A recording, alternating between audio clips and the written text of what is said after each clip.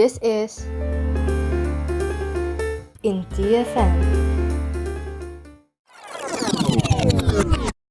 Hello, hi, and welcome back to Indv. I'm your host, Sharina. Okay. Let's start off today with a daily drop. Bringing your daily dose of local news. Former Miss Earth Malaysia 2021, Dr. Nisha Tayanandan had just walked the red carpet of the 2025 Cannes Film Festival on the 22nd of May. She donned a black and gold songket ensemble adorned with Swarovski stones, an outfit themed around the heritage of Sarawak Melanau community. Following her appearance at the event, fellow Malaysians have been giving nothing but generous praises. Many locals celebrated her boldness for representing Malaysian culture in a creative way. I really think that Dr. Nisha wearing the Songket theme dress to the Cannes is such a great initiative that she's taken, and I actually feel very proud because she's actually showcasing our heritage in such a popular place so that all of the people can know about it. Said Ramita, a fellow local. Others spoke of a rustic sense of fashion and how beautifully crafted the dress was. That's all for today's The Daily Drop. Your daily local news.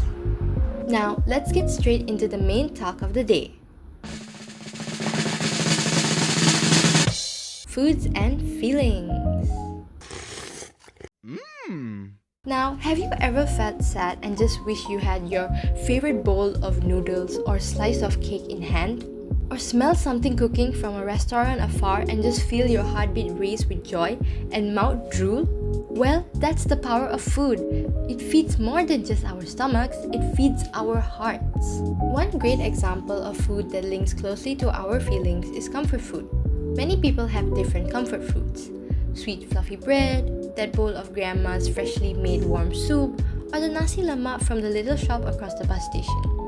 These foods are not fancy, but they bring us joy, they bring back memories and a sense of safety.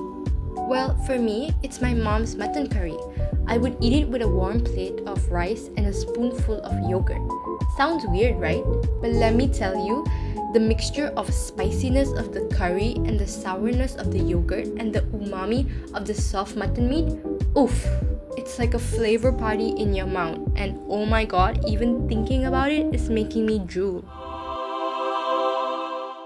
Well, now to give me her opinion, I have my dearest and closest friend Mabel with me. Hello. Hi.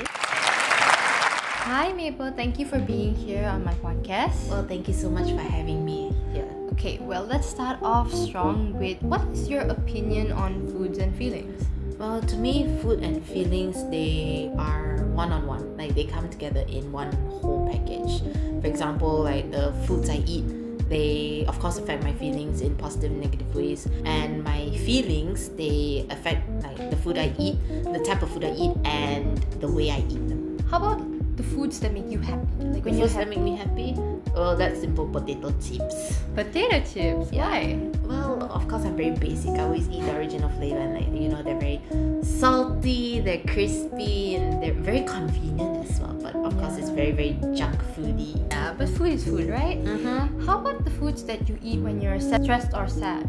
When I'm stressed or sad, well, I'll say pocky.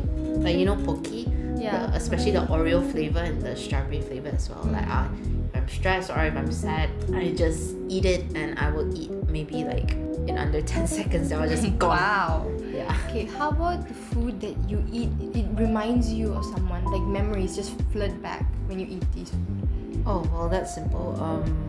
Well, for my grandmother, for example, well, she's the one that I really, really love, and she always makes a soup for me called gam chai boy, which means in Hokkien, salted veg soup. And in that soup, there's not just veggies, but there's also like types of meat and like other things that I like as well inside.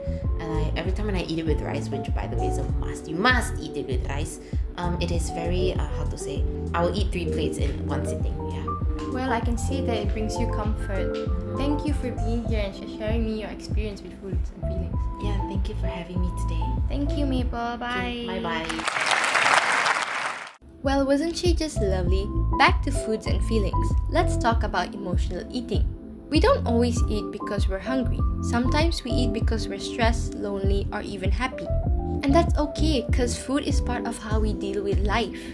The important thing is being aware of why we're eating and how it makes us feel.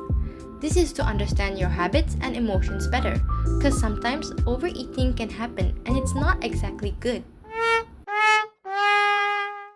Nevertheless, food isn't only about nutrition. It's about emotion, connection, and love. So next time you eat something, ask yourself, how does food make me feel?